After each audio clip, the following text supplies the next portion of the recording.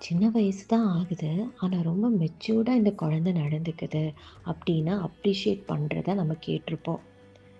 சிறு வயதிலேயே இந்த மெச்சூர்டா நடந்து கொள்ற இந்த பழக்கம் தான் பெரியவர்களா அவங்க மாறும்பொழுது, தனக்குன்னு ஒரு வரையறை வைக்கிறதுக்கே அவங்க தவிப்பாங்க. மற்றவர்களோட உணர்வுக்கு இவங்க தான் ஒரு பொறுப்புன்னு அவங்க நடந்து கொள்ள ஆரம்பிப்பாங்க.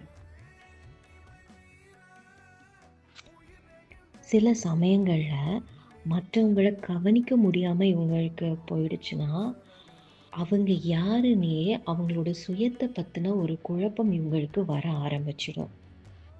இத தான் பேரண்டிஃபிகேஷன் லீனியேஜ் ட்ராமான்னு சொல்றோம். தலைமுறையா அறியாமலே இது பரவுற ஒரு ட்ராமா தான் இது.